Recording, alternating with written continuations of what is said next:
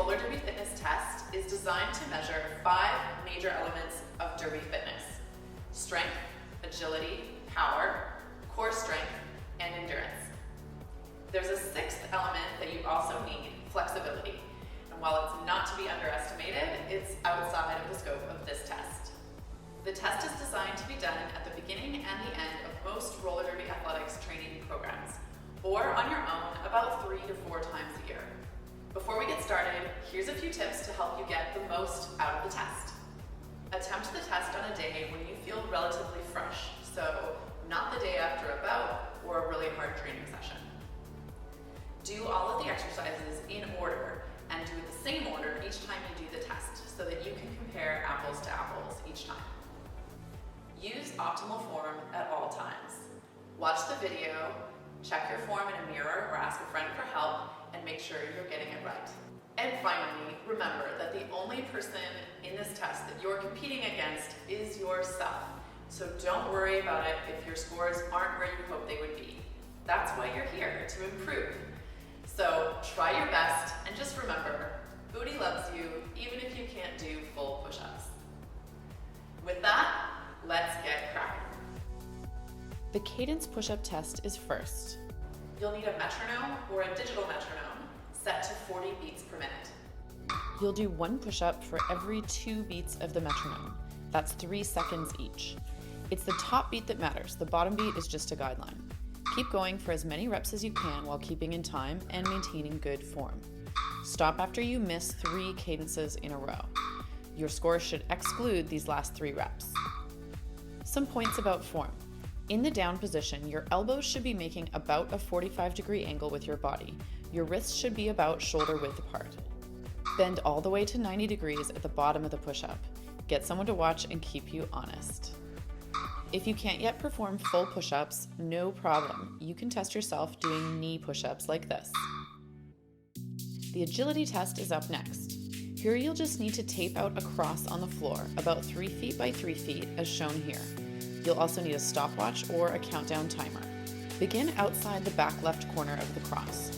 Start the timer and jump into the back left quadrant, then into each quadrant in a clockwise order without touching the line. Your goal is to hit as many quadrants as possible in 10 seconds.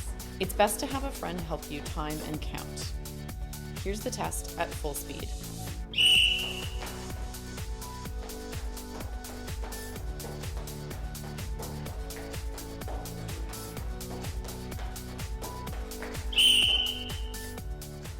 So as you can see, my score on that was 31 because I did 7 full tours of 4 plus 3 before the whistle went.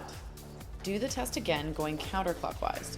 Record your score and average the 2 scores. Here are some notes on form. You should jump with your feet together as a unit. Don't let them become disconnected from one another. Subtract half a point from your score each time you touch the lines in your test. If you let your arms flail around like this, it will be more difficult to move quickly around the circuit. Just like on skates, if you keep your arms braced and your core tight instead, it will help you. If it's your first time trying this, feel free to take some practice runs before you start your recorded test. For the vertical leap test, you'll need a measuring tape or a yardstick. Tape it to the wall up high. It doesn't matter exactly at what height you set it up. This is a standard test used by many sports and employers to demonstrate leg power. You simply jump as high as you can and measure the difference from your standing reach to your reach at the top of the jump. Here are some tips to help you out. First, you can have a friend stand on a chair and read your high point measurement, or you can use a piece of chalk to mark as you jump. Second, the height of your leap is directly related to how deep you bend and how quickly you descend. Bend deeply and quickly like you're coiling a spring. Next up, we have the core test. As you know, a strong core is essential for balance, but it also helps with agility and injury prevention. To do this test, get into a plank position and start a timer. For the first minute, or as long as you can maintain of the test, you'll be in this position on your elbows with your neck in a neutral position. After a minute has elapsed, put your feet closer together for balance and lift one foot up. Maintain that position for 30 seconds, then switch feet. Keep holding, and if you're still going, after 2 minutes, you'll swap to one arm at a time. Try your best to keep your hips low and square to the ground. After 30 seconds, swap arms and keep going.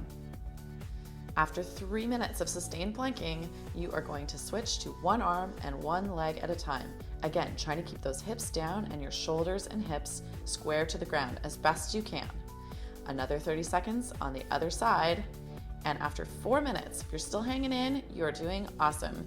Get right back to the starting position and start the whole sequence over again and keep going through as much of it as you can.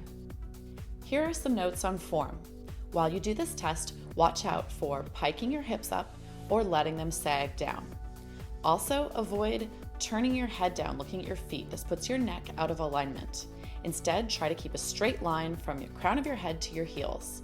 When you're balancing, avoid hitching up onto one hip. Try your best to keep your hips parallel to the floor. Your test is over when you lose your balance or you can no longer maintain good form in a plank. Stretch it out and give yourself a little break before the next test. Finally, we are on to the endurance test. We are going to run this as a time challenge. So, how quickly can you complete all of the reps while maintaining good form? Here's the test. We're going to do 3 rounds of skater strides, lunge jumps, high knees, and squat thrusts. Here's what it looks like. Start your stopwatch and begin. For this exercise, stay low the entire time, as though you're speed skating down a straightaway.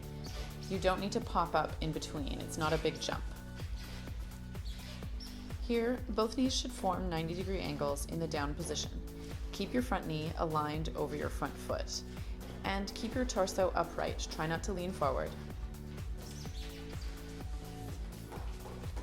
High knees are easy to cheat on, but don't do it.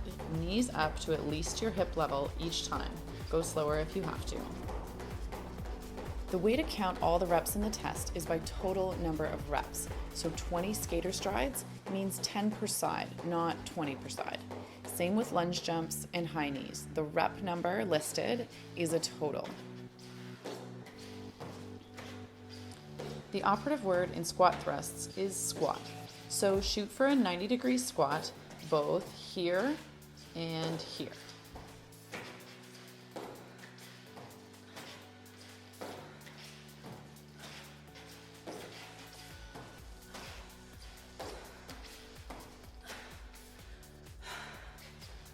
So that's what one round of the exercises looks like.